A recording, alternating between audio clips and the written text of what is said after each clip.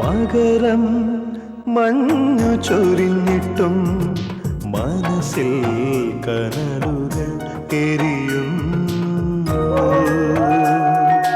ഇടവം മാറി പെയ്തിട്ടും അണയാതാളിപ്പടരും ജ്വാലയാ.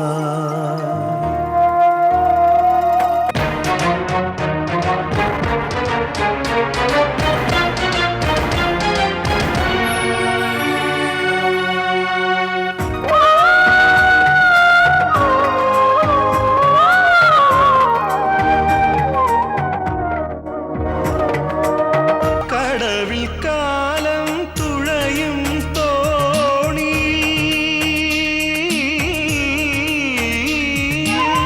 കടവിൽ കാലം തുഴയും തോണിയിൽ കയറാൻ മടിയായി നിൽക്കുമ്പോൾ അകലുകയാണോ സ്നേഹിച്ചിനിയും കൊതി തീരാത്ത ജന്മങ്ങൾ ജ്വാലയാ. മകരം മഞ്ഞു ചൊരിഞ്ഞിട്ടും മനസ്സിൽ കനലുകൾ എരിയുന്നു.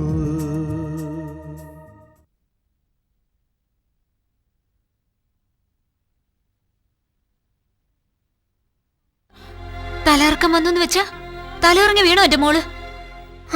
ഇതാ ആന്റിയോട് പറഞ്ഞാലുള്ള കുഴപ്പം. തലകർക്ക് ആർക്കാ വരാത്തെ? ഇനി എന്തെങ്കിലും ഉണ്ടെങ്കിൽ തന്നെ സോന ഉണ്ടല്ലോ ആന്റി അവിടെ. പോരാത്തതിന് അപ്പൂപ്പനും ശ്യാമും ഉണ്ട്. പിന്നെന്താ, സോന അവളെ ഹോസ്പിറ്റലിൽ കാണിച്ച് ട്രീറ്റ് ചെയ്തോളും. ആന്റി വെറുതെ വിഷമിക്കണ്ട. ഒന്നുമല്ല, നിന്റെ മുഖം കണ്ടാൽ അറിയാം എന്റെ മോക്ക് എന്തോ അപകടം പറ്റിയിട്ടുണ്ട്. ഞാൻ ചോദിച്ചാൽ വിളിക്കാൻ പോവാ. ഒന്നുമില്ലെന്ന് പറഞ്ഞില്ലേ ആന്റി? ചുമ്മാ എന്തിനാ മറ്റുള്ളവരെ കൂടി ടെൻഷൻ ആക്കുന്നേ? ആന്റി അടുക്കളയിൽ ചെന്ന് ജോലി വല്ലതുണ്ട് ചെയ്യ്. ചെല്ല് ചെല്ല് ആന്റി.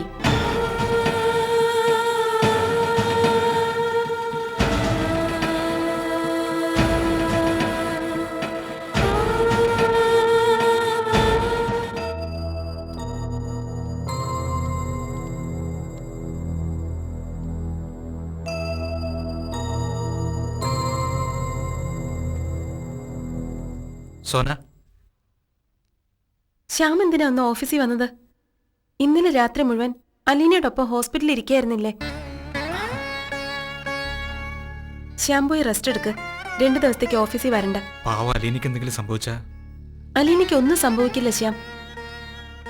നീ വേണം അലീനയ്ക്ക് ധൈര്യം കൊടുക്കാൻ. അവളെ എങ്ങനെയെങ്കിലും തിരിച്ചു കൊണ്ടുവരണം. അതിന് എന്ത് വില കൊടുത്തും ഞാൻ അലീനയെ ശ്യാമിന് തിരിച്ചു തരും.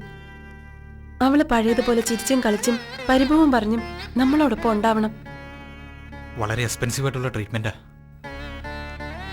ശ്യാം വിഷമിക്കണ്ട. എന്റെ കയ്യിലുള്ള അവസാനത്തെ പൈസ ചെലവാക്കിയാലും ഞാൻ അവളെ രക്ഷപ്പെടുത്തും. ലോകത്ത് എവിടെ നല്ല ചികിത്സ കിട്ടോ ഞാനത് അവൾക്ക് നൽകും. എനിക്കവള് എന്റെ സ്വന്തം കൂടപ്പിറപ്പിനെ പോലെയാ. നിങ്ങൾ ഒന്നിച്ച് സന്തോഷമായി ജീവിക്കുന്നത് എനിക്ക് കാണണം.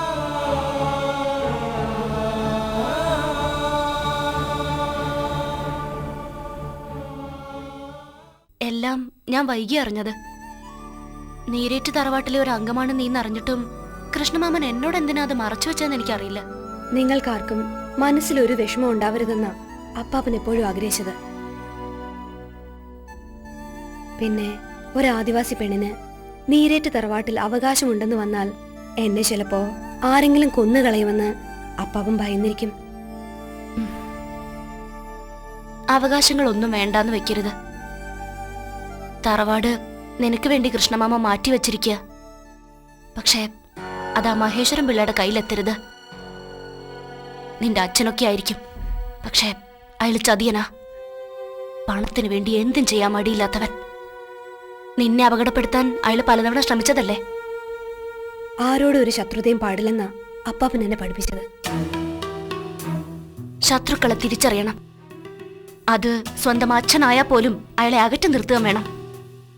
നിന്റെ ഈ അധികാരത്തിന്റെ പങ്കുപറ്റാൻ അച്ഛനും കൊച്ചച്ചന്മാരും ഒക്കെ വലിഞ്ഞു കയറി വരും, ആട്ടും തോലിട്ട ചെന്നായ്ക്കളെ പോലെ. എനിക്കാരെയും വേദനിപ്പിക്കാൻ പറ്റില്ല. എവിടെ പോയി നിന്റെ വീര്യമൊക്കെ? എന്താ നീരേറ്റുകാരുടെ ചോരയാണെന്ന് അറിഞ്ഞപ്പോ വിപ്ലവം മാറി മുതലാളിത്തം ആയോ? ഒരിക്കലുമില്ല. കാടാണ് എന്റെ തറവാട്. അവിടുത്തെ പാവങ്ങളാ എന്റെ കൂട്ടര്. പക്ഷെ ആരും നോക്കാനില്ലാതെ മലമ്പനി പിടിച്ച് ചാവാൻ കിടന്നപ്പോ സ്വന്തം കൈക്കുള്ളിൽ കോരിയെടുത്തുകൊണ്ട് വന്നിട്ട് എനിക്കൊരു ജീവിതം തന്നയാളാ എന്റെ അപ്പാപ്പൻ. എന്റെ ദൈവം, ആ അപ്പാപ്പന്റെ വാക്ക് വിട്ട് ഞാൻ ഒന്നും ചെയ്യില്ല കൊച്ചുമേ. വേണ്ട.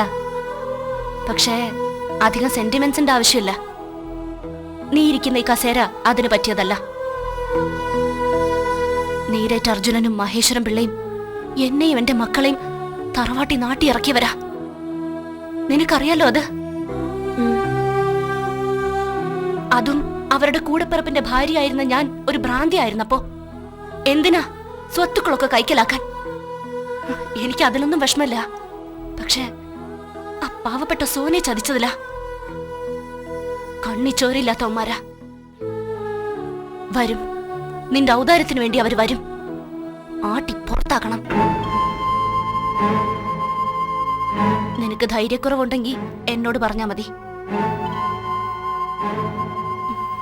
പിന്നെ ആ ഫിലിപ്പോസ്, എന്റെ അനന്തേട്ടന്റെ കൊലയാളി അയാള്. നിന്റെ സ്വാധീനം ഉപയോഗിച്ച് കേസുകളിൽ നിന്നൊക്കെ രക്ഷപ്പെടാൻ നീ അയാളെ അനുവദിക്കരുത്.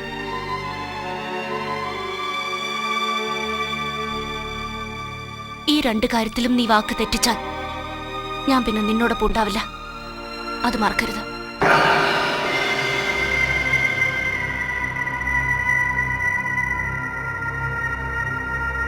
കാട്ടിലും മൂട്ടിലും ചൊറിപിടിച്ച് കിടന്ന ആദിവാസി പെണ്ണ്, അവള് സ്വപ്നം പോലും കാണാത്ത ഉയരത്തിലേക്ക് ഞാനാണ് അവളെ കൊണ്ടെത്തിച്ചത്. ഇപ്പൊ മന്ത്രിമന്ദിരം വരെ എത്തി.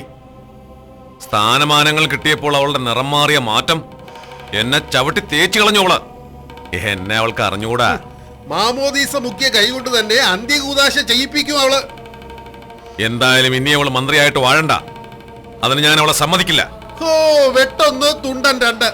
ഈ അച്ചായന്റെ ഒരു കാര്യം. അച്ചായ, ഞാൻ പറയുന്നൊന്ന് കേക്ക്. ഈ അവസരത്തില് ചാടിക്കരി ഒന്നും ചെയ്യാതിരിക്കുന്നത് നല്ലത്. 2 കൊലപാതക കേസാ അച്ചായന്റെ തലയിൽ മരുമകള് സലീന കെട്ടിവെച്ചിരിക്കുന്നത്. അതിന്റെ കൂടെ ഇതുകൂടെ വേണോ? അതെ, എന്തായാലും ചിന്നു ഈ നാട് ഭരിക്കുന്ന മന്ത്രിയാ. ഞാനല്ലേ അവളെ അങ്ങനെ ആക്കിയത്. നാളെ അവള് പരിവാരങ്ങളൊന്നുമില്ലാതെ ആദിവാസി കോളനിയിലേക്ക് വരുന്നുണ്ടെന്നാ എനിക്ക് രഹസ്യമായി കിട്ടിയ വിവരം. അവള് വരട്ടെ, വച്ചേക്കില്ല ഞാൻ അവളെ. അച്ചായൻ വെറുതെ മണ്ടത്തരൊന്നും കാട്ടരുത്. ഞങ്ങൾക്കൊക്കെ ബുദ്ധി ഉപദേശിക്കുന്ന അച്ചായനാണോ ഇങ്ങനെ എടുത്തിയാടും? നമ്മൾ എപ്പോഴും പുറകിൽ നിന്ന് കളിക്കുന്നവരല്ലയോ. രംഗത്തേക്ക് എടുത്തു ചാടിയ സംഗതി പുലിവാലാകും. ദേ, ആ ചിന്നുവിനെ കൊല്ലണമെങ്കിലേ മഹേശ്വരം പിള്ള ചെയ്ത പണി തന്നെ ചെയ്യണം. അന്നൊരു തവണ അവള് കഷ്ടിച്ച് രക്ഷപ്പെട്ടു, സംശയിക്കണ്ട. നഞ്ചുനാണുവിന്റെ കാര്യം തന്നെ ഈ പറയുന്നേ. അച്ചായ, അവനെ ഈ കാര്യം ഏൽപ്പിച്ച അതിൽ അവന്റെ ഒരു വാശി കൂടി കാണും. ഒന്നല്ല 2 വാശി. ഒന്ന്, അവൻ വിഷം കുത്തി വച്ചിട്ട് ജീവൻ പോകാത്ത ആദ്യത്തെ കേസാ ചിന്നു. ആ ഫയൽ അടച്ചുപൂട്ടാൻ അവനൊരു വാശി കാണും. രണ്ടാമത്, ചിന്നു മോളാണെന്ന് അറിഞ്ഞ ശേഷം നഞ്ചു നാണുവിനെ മഹേശ്വരം പിള്ള അടിച്ചോടിച്ചു. അങ്ങേരോടുള്ള പക തീർക്കാൻ എന്നതാ മാർഗം? ചിന്നുവിനെ കൊല്ലുക. സംഗതി നല്ലതാ. പക്ഷെ അവൻ നാട് വിട്ടെങ്ങോട്ടും മുങ്ങിയെന്നല്ലേ താൻ നേരത്തെ പറഞ്ഞത്? അവൻ വരും. പാമ്പ് മാളത്തിൽ ഒളിച്ചിരിക്കുന്ന പോലെ അവൻ ഒളിച്ചിരിക്കുക. അവനെ ഞാൻ മുതലാളിയുടെ മുമ്പിൽ കൊണ്ടുവന്ന് നിർത്തിത്തരും. ഇപ്പൊ ചിന്നുവിനെ ഉപദ്രവിക്കുന്നതിനോട് എനിക്ക് നല്ല യോജിപ്പില്ല. നമ്മുടെ ബിസിനസ് വളരെ നന്നായിട്ട് പുരോഗമിച്ചുകൊണ്ടിരിക്കുക. അതിനിടയിൽ പ്രദീപേ, തനിക്കെന്നെ നന്നായിട്ട് അറിയത്തില്ല. കൊണ്ടും കൊടുത്തുമുള്ള ശീലമായ എന്റേത്. ഇപ്പൊ കണ്ടില്ലേ, 2 കൊലപാതക കേസിലെ പ്രതിയാ ഞാൻ. പണ്ടും ഇത്തരം കേസുകൾ ഉണ്ടായിട്ടുണ്ട്. ഉണ്ടായതുപോലെ തന്നെ ഇല്ലാതാക്കുകയും ചെയ്തിട്ടുണ്ട്. പക്ഷേ ആ ആദിവാസി പെണ്ണ് ഞാൻ വിചാരിച്ചതുപോലല്ല. അവൾ നേരേറ്റുകാരുടെ രക്തമാ. അവൾക്കിപ്പോ അവരോടാ കൂറ്. എന്റെ ശത്രുവായ അർജുനനെ അവളിപ്പോ വഴിവിട്ട് സഹായിക്കുന്നുണ്ട്. അവളുടെ ഉയർച്ചയ്ക്ക് മുതലാളി അവൾ ഒരു ചവിട്ടുപടിയാക്കി. ഇനി അത് വച്ചു വഴിക്കാനാവില്ല. അവളും മന്ത്രിയായും ആ സെലീന പോലീസ് ഓഫീസറായും ഇരിക്കുന്നിടത്തോളം കാലം എനിക്ക് സ്വസ്ഥത കിട്ടുകയില്ല. അവരെന്നെ കേസിൽ കുരുക്കും. മുതലാളിയെ തൂക്കുമരത്തിൽ കയറ്റുമെന്നും പറഞ്ഞ് മീശയും പിരിച്ച് നടക്കുക ആ സെലീന പെണ്ണ്. തിന്ന ചോറിന് നന്ദിയില്ലാത്ത വർഗം. നല്ലൊരു മരുമോള്. താനൊന്ന് അടങ്ങടോ.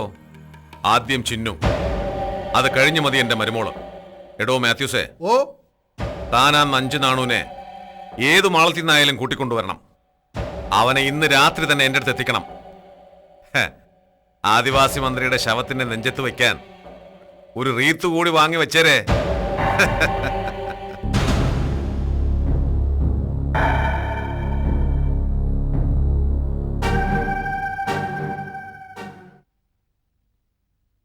ചിന്നു, നാട്ടിലേക്ക് പോവുകയാണെങ്കിൽ നീ എനിക്കൊരു ഉപകാരം ചെയ്യണം. എന്താ സെലീന കുഞ്ഞെ, വല്ല ശുപാർശയാണോ? സെലീന കുഞ്ഞ് മാത്രമേ ഇനി ശുപാർശ ചെയ്യാനുള്ളൂ. ശുപാർശ തന്നെയാ, പക്ഷേ എനിക്ക് വേണ്ടിയല്ല. നമ്മുടെ ജോയി അങ്കിളിന്റെ മോൾ അലീനെ അത്തേരിയിലെ ക്യാൻസർ ഹോസ്പിറ്റലിൽ അഡ്മിറ്റ് ചെയ്തിരിക്കുക. എന്തുപറ്റി? സംഗതി ഇത്തിരി സീരിയസാ. ബ്രെയിൻ ട്യൂമർ ആണെന്നാ സോന പറഞ്ഞേ.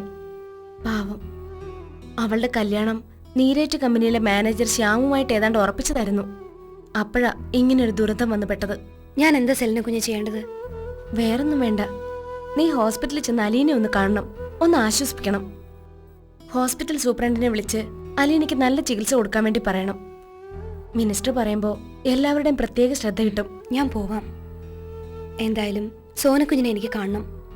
എന്നോടുള്ള ദേഷ്യം തീർന്നോ, അതോ ഞാൻ നീരേറ്റിലെ അംഗമാണെന്ന് അറിയുമ്പോൾ ദേഷ്യം കൂടിയെന്ന് അറിയണല്ലോ. ഏയ്, അവളിപ്പോ പണ്ടത്തെ സോനയൊന്നുമല്ല. നമ്മൾ ഒന്നിച്ച് കളിച്ചു നടന്ന കാലത്തെ ആ സോനയെ നമുക്ക് തിരിച്ചു കിട്ടുമെന്ന് എനിക്കിപ്പോ പ്രതീക്ഷയുണ്ട്. പാവം, ഒത്തിരി വേദനിച്ചതാ സോനക്കുഞ്ഞ്. ആ ദുരനുഭവങ്ങൾ കൊണ്ടാ കുഞ്ഞൊരു ദേഷ്യക്കാരിയായത്. ആ, അമ്മുക്കുട്ടിയെ കാണാൻ എനിക്ക് കൊതിയാവുക. ഞാനും അമ്മുക്കുട്ടി ഇപ്പൊ നല്ല കമ്പനിയാ. ഇപ്പൊ അവൾക്ക് മമ്മിയെ വേണ്ട, ഞാൻ മതി. ദിവസവും എൻ്റെ കൂടെ കിടന്ന അവൾ ഉറങ്ങുന്നേ. പാവം, എത്ര അമ്മമാരാ അവക്ക്. പെറ്റമ്മയ്ക്ക് വേണ്ടാന്ന് പറഞ്ഞപ്പോ അവളുടെ അമ്മയാവാനുള്ള ഭാഗ്യം എനിക്കായിരുന്നു. സെലീന കുഞ്ഞെ, സോനക്കുഞ്ഞിന്റെ മനസ്സ് മാറി ഇനിയെങ്കിലും അമ്മുക്കുട്ടിയെ വിളിച്ചോണ്ട് പോകത്തില്ലേ? അതെനിക്കറിയത്തില്ല ചിന്നു. അവൾക്ക് പ്രദീപിനോടുള്ള വെറുപ്പ് അതേ അളവിൽ അമ്മുക്കുട്ടിയോടും ഉണ്ട്. ആ കുഞ്ഞ് ഒരു തെറ്റും ചെയ്തിട്ടില്ലെന്ന് അവൾക്കറിയാം. പക്ഷെ ഒരു ചതിയന്റെ ചോരയാണല്ലോ അതൊന്ന് ഓർക്കുമ്പോൾ അവൾക്ക് അമ്മുക്കുട്ടിയെ സ്നേഹിക്കാൻ കഴിയുന്നില്ല. അതാ കാര്യം. എന്ത് ചെയ്തിട്ടും പറഞ്ഞിട്ടും അവളുടെ മനസ്സ് മാറുന്നില്ല. നമുക്ക് നമ്മുടെ അമ്മുക്കുട്ടിയെ സോനക്കുഞ്ഞിന്റെ കയ്യിലെത്തിക്കണം. നീരേറ്റിലെ കുഞ്ഞല്ലേ അവള്. അച്ഛന്റെ അമ്മയുടെ സ്നേഹം കിട്ടാതെ എന്നെ പോലെ വളരരുത്. അവക്ക് അമ്മയുടെ സ്നേഹം കിട്ടിയേ തീരൂ. വേണം. അമ്മയും മോളെ നമുക്ക് ഒരുമിപ്പിക്കണം. എനിക്ക് ASPയോട് ഒരു ശുപാർശയുണ്ട്. നാട് ഭരിക്കുന്ന മന്ത്രി ഈ പാവം പോലീസ് ഓഫീസറോട് ആജ്ഞാപിച്ച പോരെ? തമാശയല്ല സെലീന കുഞ്ഞെ. കുഞ്ഞിനറിയോ, എന്റെ ജീവനിപ്പോ അപകടത്തിലാ. അതെ, മരിക്കാനൊന്നും എനിക്ക് ഭയമില്ല. പക്ഷേ അതിനേക്കാൾ വലിയ ശിക്ഷയായിരിക്കും ചിലപ്പോ ഫിലിപ്പോസ് മുതലാളി എനിക്ക് വിധിക്കുക. ഫിലിപ്പോസ് മുതലാളിയോ? നീ എന്തൊക്കെയാ പറയുന്നേ? അതെ, ഞാനും സെലീന കുഞ്ഞും അദ്ദേഹത്തിന് ഇപ്പൊ ശത്രുക്കളാ. വിചാരിച്ച പോലെ എന്നെ വെച്ച് മുതലെടുക്കാൻ പറ്റാതായപ്പോ എന്നെ വെല്ലുവിളിച്ചിട്ടാ മുതലാളി ഇവിടെ നിന്ന് ഇറങ്ങിപ്പോയത്. എന്റെ കാര്യത്തിൽ എനിക്ക് ഭയമില്ല. എന്നോടുള്ള വൈരാഗ്യത്തിൽ പാവം കരുമനെ പിടിച്ച് മനസ്സ് മാറ്റി അവനെ വല്ല കുഴപ്പത്തിലും പെടുത്തുമെന്നാ എനിക്ക് പേടി. ഇപ്പോ ബോബനും കുഞ്ഞും തമ്മിലുള്ള ബന്ധം ഇല്ലാതാക്കാൻ അയാൾ ശ്രമിക്കും. കുഞ്ഞ് സൂക്ഷിക്കണം.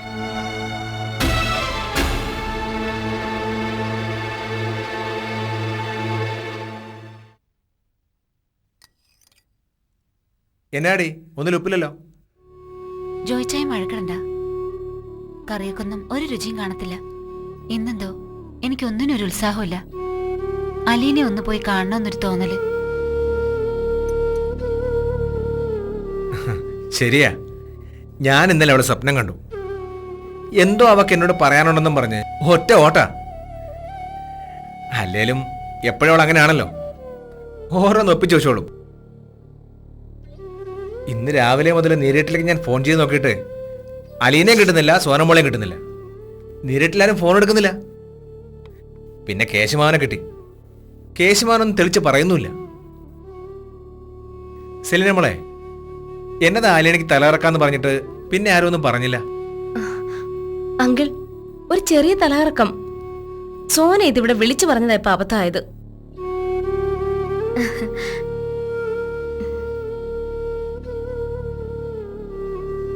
അങ്ങനെയാണെങ്കിൽ സോനമോൾ എന്താ ഫോൺ എടുക്കാത്തത്?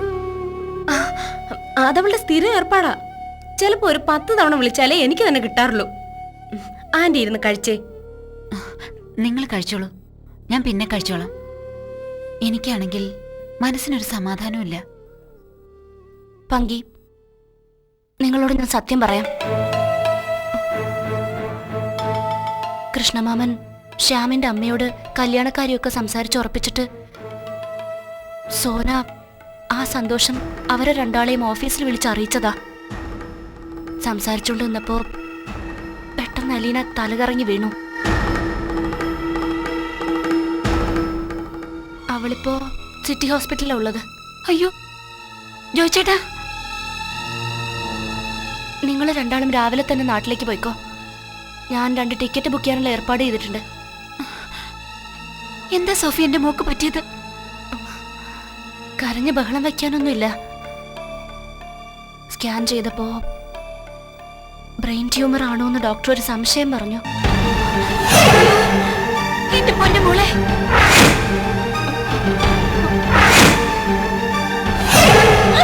ജോയിച്ചേട്ടാ. ഒന്നുമില്ല Panki. Panki aunty, aunty, Panki, anti.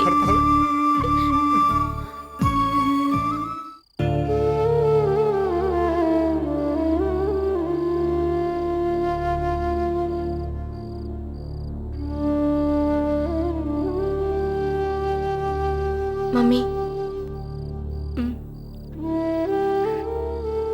Joy അങ്കിളിനോടും പങ്കിയാൻ്റിയോടും അലീനെ കുറിച്ച് തുറന്നു പറയണ്ടായിരുന്നു. പാവം. പറയാതിരുന്നിട്ട് എന്താ കാര്യം? അവിടെ ചെല്ലുമ്പോ എന്തായാലും അവരത് അറിയും. അതിലും നല്ലത് ഇപ്പോഴേ മനസ്സൊരു ദുരന്തത്തിന് വേണ്ടി പാകപ്പെടുത്തുന്നതല്ലേ. അലീനെ രക്ഷിക്കാൻ കഴിയില്ലേ മമ്മി? തലയോട്ടി തുരന്നൊരു സർജറി അല്ലാതെ വേറെ വഴിയൊന്നും ഇല്ലാന്നാ സോന പറഞ്ഞത്. എവിടെ വേണമെങ്കിലും അവളെ കൊണ്ടുപോയി ചികിത്സിക്കാന്നും അവള് പറഞ്ഞു. ഇല്ലെങ്കിൽ ഞാൻ അവളെ കൊണ്ടുപോകും. എപ്പോഴും കളിയും ചിരിയും കൊണ്ട് നടന്ന പെൺകുട്ടിയാ. എല്ലാരെയും കരയിപ്പിക്കാൻ വേണ്ടിയായിരുന്നു അവള്. ആ കുട്ടിയുടെ വിധി ഇങ്ങനെയായിപ്പോയി. എന്നാൽ കഴിയാവുന്ന വിധത്തിലൊക്കെ ഞാൻ അവളെ രക്ഷപ്പെടുത്താൻ ശ്രമിക്കും. എന്റെ അക്കൗണ്ടിൽ നിന്ന് എത്ര പണം വേണമെങ്കിലും എടുത്തോളാൻ പറഞ്ഞ് ബ്ലാങ്ക് ചെക്കും കൊടുത്താ ഞാൻ ജോയിച്ചാൻ അങ്ങോട്ട് അയച്ചത്. അങ്ങനെ തന്നെ വേണം മമ്മി. മെഡിക്കൽ സയൻസിൽ എന്തെങ്കിലും സാധ്യതയുണ്ടെങ്കിൽ എത്ര രൂപ ചെലവഴിച്ചിട്ടായാലും നമുക്ക് അവളെ രക്ഷിക്കണം. പാവങ്ങൾ ആ ജോയങ്ങളും പങ്കേന്റെയും. അവർക്ക് നമ്മളല്ലാതെ മറ്റാരുമില്ല. അലീനെ കുറിച്ച് അവർക്ക് എന്തെല്ലാം പ്രതീക്ഷകൾ ഉണ്ടായിരുന്നിരിക്കണം. എല്ലാ അച്ഛനമ്മമാർക്കും മക്കളെ പറ്റി അങ്ങനെ ഓരോ പ്രതീക്ഷകൾ കാണും. അതൊക്കെ യാഥാർത്ഥ്യമായിരുന്നെങ്കിലെന്ന് എല്ലാവരും കൊതിക്കാറുണ്ട്. വിധി കാരണം ചിലതൊക്കെ തകരും. മറ്റു ചില പ്രതീക്ഷകൾ മക്കൾ തന്നെ തല്ലിക്കെടുത്തും. മമ്മി ആരെ പറ്റിയ? നിന്നെ പറ്റി തന്നെ.